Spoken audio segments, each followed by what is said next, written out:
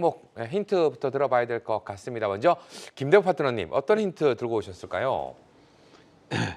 첫 번째 힌트 드릴까요? 첫 번째 힌트는 이런 힌트 드릴게요. 우리가 이제 겨울철에 먹는 음식인데 채소라고 보는 게 좋겠습니다. 일단 뭐 아삭아삭하고 이제 빨간 무라고 해요. 영양소가 굉장히 풍부한 뿌리 채소이다. 이렇게 보시면 되는데 네. 뭐 외국계 아프리카 쪽에서 들어온 그 채소입니다. 두 번째 질문은 이렇게 수수께끼는 이렇게 낼게요. 지금 천정부지를 모르고 뛰고 있는 게 코인 시장이에요. 네네. 정부도 뭐 코인 시장에 대해서 긍정적인 검토를 하고 있다고 하는데 일단 이더리움은 아니고요. 그다음에 7,100만 원 오늘까지 갔더라고요. 땡땡 코인입니다. 거기 들어가는 두 가지의 어떤 자가 들어간 그 회사예요. 우리나라에서는 그 영문자 두 자에 들어가 있는 이 회사. 이게 오늘 힌트가 되겠습니다. 자, 지금 뭐 뒤에 거 들어봤을 때는 뭐 거의 대부분 또 알지 않을까라는 생각 좀 듭니다. 채팅창에서는 비트컴퓨터다라고 이야기가 나오고 있는데요. 자, 이동근 파트너님 어떤 종목이 좀 떠오르십니까? 이제 솔직히 제가 종목명은 알고 있는데 네. 힌트 들어가지고 솔직히 저는 잘 모르겠습니다. 네, 저도 솔직히 좀 그렇습니다. 네. 김동엽 파트너님은 어떤 종목이 좀 떠오르실까요? 저는 솔직히 아까 뭐 겨울철에 먹는 뿌리 채소라고 하셔가지고 네네. 고구마를 계속 생각하고 있었거든요. 자, 고구마가 들어가는 종목명은 없으니까. 네네. 하여튼 뭐 해주시죠. 네. 자, 일단 뭐 안에서는 비트는 보라색이 가까운데라고 또 얘기하시는 분도 계시는데, 자, 일단 정답과 동시에 내용 들어보겠습니다. 정답은 비트컴퓨터고요. 뭐 보라색 비트도 있고 붉은색 비트도 있고 종류가 따라 다르게다 이렇게 보면 되고요. 비트컴퓨터는 디지털 헬스 케어의 최강자다 이렇게 보면 돼요. 1983년도에 국내 벤처기업 1호입니다. 그래서 1997년도에 이제 코스닥에 상장이 됐고요. 이 회사는 주로 이제 그 원격 진료하는 이런 회사들 중에서는 이익이 나는 몇 안 되는 종목입니다. 원격 진료는 거의 꿈만 있고 지금 현재 어떻게 보면 실적이 안 따라주는데 이 회사는 실적이 따라주는 회사이고요. 원래 이 회사 같은 경우는 국내 병원, 그다음에 의원, 그리고 약국에 EMR 솔루션을 공급합니다. 근데 병원 쪽에서는 전체 1위고요. 의원급에서는 3위 정도를 차지하고 있는데 시장은 이쪽 안에서 매출의 어떤 흐름들이 나온다 이렇게 이야기하겠고요. 제가 좀 전에도 이제 설명해 드렸던 것처럼 원격 진료 이쪽의 시장 흐름에서는 만성질환 관리 솔루션이라는 게 원격 진료와 함께 따라가면서 이쪽에서 어떤 매출원이 같이 나오고 있다 이렇게 보시면 될 것 같고요. 비트케어 플러스라는 지금 현재 원격 시스템, 원격 진료 어떤 시스템을 만들어서 이 성장성이 기대가 되고 있는 이런 종목입니다. 주가가 최근에 이제 많이 올랐다가 다른 종목들이 올라올 때 지금은 조정받는 이런 모습입니다. 얘가 먼저 선발이었는데 지금은 조정받는다. 그렇다면 조정받는 끝에서는 매수가 들어오는데 오늘 외국인하고 기관들이 매수가 조금 있었습니다. 이 종목 차트 한번 보겠습니다. 네. 차트를 보시면 여기 이제 2월 초에 아주 강하게 올랐던 이 자리, 여기가 꼭지가 나왔던 자리인데 이때 거래 대금이 3,600억이 거래가 됐습니다. 근데 지금 오늘 이제 인성정보 같은 거는 5천억이 넘었잖아요. 근데 실제로 거래가 여기 죽었죠. 근데 이때 외국인들하고 들어왔기 때문에 이게 선발로 갔다가 후발주에게 주고 다시 선발이 나가는 이런 자리라면 지금 이제 하단으로 내려오는 자리는 좋은 매수의 기회이다 이렇게 보겠고요. 저는 이제 이 종목은 하단에 7,500원을 손절 라인으로 복고 가고 7,500원을 이탈하지 않으면 좋은 매수의 자리로 잡고 위로 올라간다면 이 종목은 11,000원까지 열어두는 전략 유효하다 이렇게 말씀드리겠습니다. 네, 비트컴퓨터 관련해서 이동근 파트너님 어떻게 좀 보고 계실까요? 저도 좀 이거는 이제 좋다 나쁘다의 문제를 떠나서 네. 조금 저도 좀 궁금한 부분이 있어서 말씀드리고 싶은 내용이 있습니다. 사실 이제 이번에 이제 그 의대 정원 확대 2,000명 요거 때문에 이제 원격 진료에 대한 내용들이 테마가 형성이 되면서 가지 않았습니까? 그러면 원격 진료가 형성이 되면은 어떻게 되나요? 의사 필요 없나요? 네. 예.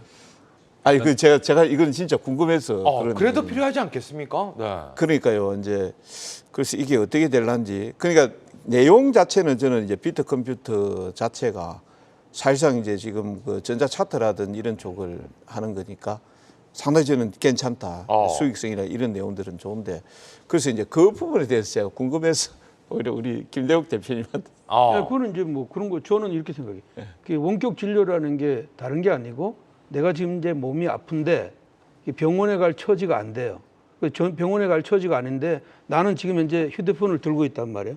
휴대폰을 들고 있는데 공공의사 이동근 지금 현재 박사에게 전화해서 휴대폰으로 내가 이렇게 아픕니다. 이렇게 처방을 받을 수 있는 거고. 또 이게 뭐냐면 이게 원격 진료라는 게 진료 있던 카드들이 이 공용화돼 있어가지고 이게 병원이나 의원 이런 쪽에 가서 지금 이제 이거 시스템이 가면 인원이 지금 현재 없는 이런 상황에도 할 수 있는 이런 것들이 된다 이런 얘기니까 그게 지금은 이제 현대가 우리가 휴대폰으로 모든 거를 해결하는 이런 시장에 왔고 사실은 원격 진료가요. IT가 우리가 굉장히 많이 발달됐는데 미국은 지금 이제 그 원격 진료가 거의 전반적으로 한 70% 이상의 이런 원격 진료가 이루어지고 있고 일본도 이루어지고 있는데 한국만 아직 유독 잘 안 이루어지고 있는 이런 상황인데 이번에 이런 사태를 계기로 해서 오는 거지 이게 그 의료 증원하고 연관이 있느냐 이렇게 따지면 그거하고는 연관이 그렇게 많지는 않지만 자우간 이건 제도적으로 바뀌어져야 될 자리다. 우리가 그 약국에서 있잖아요. 약타오는 이 문제도 지난번 그 이제 26살짜리 그 청년이 만들어 놨던 거 있잖아요. 그것이 이제 대히트를 쳤던 것처럼 지금 이것도 마찬가지로 법제화되고 제도화된다면 지금의 어떤 성장의 동력은 이런 쪽에서 많이 나올 거다 저는 그렇게 보고 있습니다. 네, 그렇군요. 자, 시간이 좀 없어서 간단하게만 우리 김동엽 파트너는 어떻게 보세요? 비트컴퓨터. 뭐 지금 입장에서는 뭐 일단은 꽃놀이 패다 이렇게 생각합니다. 어쨌든 뭐 지금 증원이 되든 아니면 생각만큼 증원이 안 되면서 합의가 되든 주요 주제 중에 하나는 비대면 뭐 진료의 확대라는 쪽으로 귀결될 가능성이 높기 때문에 뭐 관련해서 이런 이제 비트컴퓨터 룰도 좋겠지만 결국 사실 이게 뭐 이 핸드폰을 통한 문진이라든가 이런 거에 한계는 있는 거고 사실 조금 확대한다 그러면 그런 어르신들이나 이런 이제 우리 초고령 사회를 이제 진행하니까 아무래도 원격에 대한 이런 것들이 좀 더 쉬워야 될 거고 또 이제 화상 같은 것들에 대한 어떤 뭐 카메라나 이런 것들에 대한 고도화도 좀 일어나야 된다고 보기 때문에 이런 뭐 카메라 모듈주라든가 이런 쪽으로 또 조금 더 진행될 수 있는 가능성도 있다 좀 그렇게 생각하고 있습니다. 네, 알겠습니다. 자, 이어서 이동건 파트너님의 힌트 들어보도록 하겠습니다. 이거는 뭐 너무 뻔한 종목인데 네. 이 철강 업종이고요. 냉장고, 에어컨 이 개별 종목이다 보니까 제가 힌트를 드리기가 좀 별로 없습니다. 재건이라든지 이런 거 나올 때 보니까 약간 투기적으로 좀 올라가는 종목이고 앞에 세신차죠. 이게. 철강인데 그게 좀 붙어 있는 종목입니다. 야, 일단 오늘 힌트들이 다 어려운 것 같다는 생각이 좀 드는데요. 김동엽 파트너님 지금 검색하시는 것 같은데 어떤 종목이 좀 떠오르실까요? 뭐 철강이니까 사실은 우리 대표님이 원래 너무 이렇게 정직하셔서 그런데 이게 진짜 좋은 힌트가 하나 있거든요. 영화에서 굉장히 인상적인 연기를 펼치는 그런 사람들이 다니는 회사 이렇게 생각하면 답이 딱 나오는데. 그렇군요. 지금 이제 환하게 웃으셨는데 김도복 파트너님 어떤 종목이 떠오르실까요? 글쎄요, 뭐 저도 힌트를 보니까 잘 몰라요. 잘 모르는데 아까 뭐 철강이고 뭐 새롭다 이래서 지금 생각이 나는 게 있고 신규 상장 종목에서는 그런 종목 있잖아요. 새로울 신자 네. 그리고 지금 철강. 채팅창에서도 신스틸이라고 올라오긴 하네요. 네, 정답과 동시에 내용 들어보겠습니다. 예, 신스틸입니다. 신스틸이고 요 근래 들어서 사실 이제 제가 뭐 신스틸에 대한 종목을 글쎄 그냥 일부러 찾아서 소개하지는 못할 것 같은데 최근에 들어서 이제 거래량이나 이런 것들이 바닥권에 상당히 많이 형성이 됐고 오늘 보니까 거래 대금이 964억 정도가 형성이 됐습니다. 그러니까 아연 강판, 칼라 강판이라는 이런 쪽을 생산하는 회사인데 주로 어디 들어가냐 하면은 가전제품 쪽이라든지 그다음에 자동차라든지 이런 쪽에 이제 아연 강판이나 이런 것들은 자동차 쪽에 들어갈 것이고요. 그다음에 컬러 강판이라든지 이런 것들 같은 경우는 이제 가전 쪽에 들어가는데 냉장고라든지 텔레비전, 세탁기 이런 쪽에 이제 주로 들어간다라고 보시면 되겠습니다. 지금 자동차 수요 증가 뭐 이런 내용들을 볼 수 있지만 뭐 그런 내용들은 제가 여러분들한테 추천 뭐 그냥 그 관심 종목으로 하면서 사유로 말씀드리는 거고 잠시 차트를 한번 보면은요.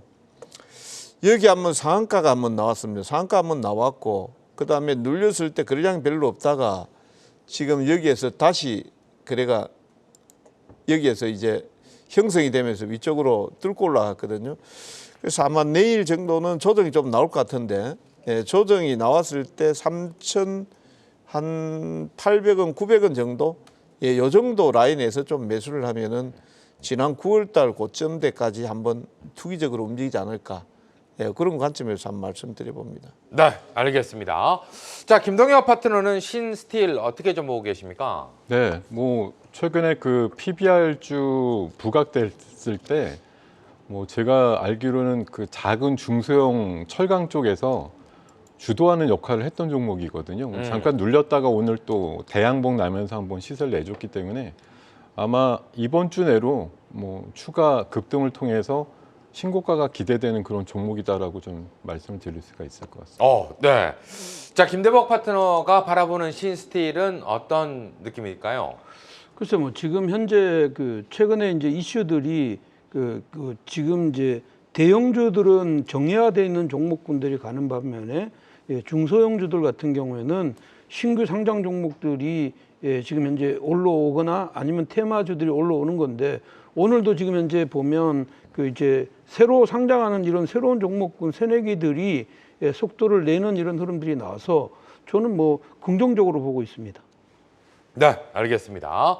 자, 마지막으로 김동엽 파트너의 힌트도 들어보도록 하겠습니다. 네, 저는 아까 초반에 그 뉴스에 잠깐 나왔는데 첫 번째 힌트는 소라입니다. 소라. 소라. 예, 소라 가지고 연상되는 종목이 있으실까 모르겠습니다. 소라랑 연관되는 종목. 두 번째 네. 키워드는 딥페이크라고 요즘 또 화제가 되는 그런 이제 뭐 키워드인데요. 요거에 이제 관련되는 어떤 기술을 갖고 있는 기업이다라는 것에서 혹시 착안이 되실 수도 있겠다 생각이 드는데 네. 아무래도 조금 어렵지 않을까 싶은데요. 네. AI 관련해서 지금 뭐 채팅창에는 클라우드웍스라고 또 이야기가 올라오고 있는데요. 김대복 파트너는 어떤 종목이 좀 떠오르실까요? 저는 지금 그 힌트 가지고는 잘 모르겠습니다. 오늘 뭐 세 분 다 서로 힌트 가지고는 종목 유추가 좀 어려운 것 같다는 생각이 드는데 역시나 이동근 파트너님도 좀 힘드신가요? 그냥 모른다고 하십시오. 좀 모르겠습니다. 솔직히. 네, 그렇군요. 자, 일단 정답과 동시에 내용 한번 들어보도록 하겠습니다. 예, 뭐 시청자님들께서 역시 정답을 잘 캐치를 해주신 것 같은데요. 크라우드웍스라는 종목이고요. 이 종목이 이제 소라라고 주말 사이에 굉장히 또 화제가 됐던 오픈 AI에서 그 텍스트 투 비디오라고 하는 개념의 그 생성형 AI 플랫폼이 공개가 되었는데 말 그대로 텍스트로 요구를 하면 그것과 관련된 영상을 편집을 해서 만들어주는 그런 서비스인데 그 브랜드 이름이 이제 소라예요. 네네. 소라 관련된 이제 서비스가 나왔는데 그게 기존의 메타라든가 구글의 서비스보다 우위가 있다, 좋은 것 같다 이런 평가를 받으면서 또 화제가 됐었고요. 딥페이크는 우리나라 같은 경우도 1월 29일부터 지금 총선 앞두고 딥페이크가 뭐냐면 이제 음성 메시지나 영상 메시지로다가 사람들한테 거짓을 진짜처럼 뭐 메이킹해가지고 잠깐 퍼뜨리는 어떤 그런 좀 약간의 범죄 행위 같은 것이거든요. 네네. 이게 가짜인지 진짜인지 최근에 빨리 판단하는 방법이 없다 보니까 바로 뭐 어떤 결과 앞두고서 이런 가짜 뉴스 비슷한 이미지나 영상 같은 것들이나 아니면 메시지가 확 돌았을 때 이걸 누가 진실을 파악해 줄 거냐 이런 것에 있어서 굉장히 좀 치명적인 어떤 오류가 나올 수 있는 부분이라서 이런 것과 관련된 랜드마크 이미지 데이터를 구축하는 사업의 수주를 경험했던 크라우드웍스가 중요성이 좀 커지지 않을까 그런 생각이 들었거든요. 지금 스몰 그 LLM 모델에 관련해서도 크라우드웍스가 관심주 중에 하나로 좀 부각이 되고 있어서 오늘 뭐 메이저 수급도 조금 들어오면서 또 활기차게 오르는 모양도 나왔는데 아마 제가 보기에는 앞으로 이제 뭐 딥페이크라든가 이런 소라 관련된 이슈의 공통적인 수혜 종목으로 봤을 때 크라우드웍스의 추가적인 부각 가능성이 높다고 보고 일단 5만 원 저 그 1월 초에 1월 중순에 나왔던 저 5만 한 2천 원대 고점을 넘길 수 있는 가능성 조심스럽게 좀 예측을 해보겠습니다. 네, 알겠습니다. 자, 클라우드웍스 한마디씩 들어봐야 될 것 같습니다. 김대복 파트너님, 어떻게 보고 계십니까? 저는 뭐 좋게 보고 있습니다. 이 종목 같은 경우는 사실 뭐 이렇게 기술이 어떻게 보면 주가의 어떤 상승을 만드는 이런 상황이잖아요. 우리가 이제 텍스트를 이미지로 바꿔주는 것, 이것도 세상을 확 바꿀 수 있는 어떤 이런 기술인 것만큼이 중요한 것처럼 이 종목도 지금 현재 새로운 어떤 고가의 가능성이 높아 보인다 이렇게 보겠습니다. 네, 이동근 파트너님은 어떻게 보고 계실까요? 크라우드 같은 경우는 데이터 수집 이런 쪽이니까 AI 서비스에 있어서 거의 뭐 필수적이라고 봐야 되겠죠. 예, 그런 관점에서 본다라고 하면 연초에 이제 고점대 라인이 한 5만 원 선 정도 되는데 충분히 그거 언저리까지는 가지 않을까 생각하고 있습니다. 네, 알겠습니다. 자, 이렇게 해서 수수께끼 종목도 확인을 해봤습니다. 오늘 수고해주신 세 파트너 여기에서 인사드리도록 하겠습니다. 오늘 말씀 감사합니다. 네, 고맙습니다. 그렇습니다.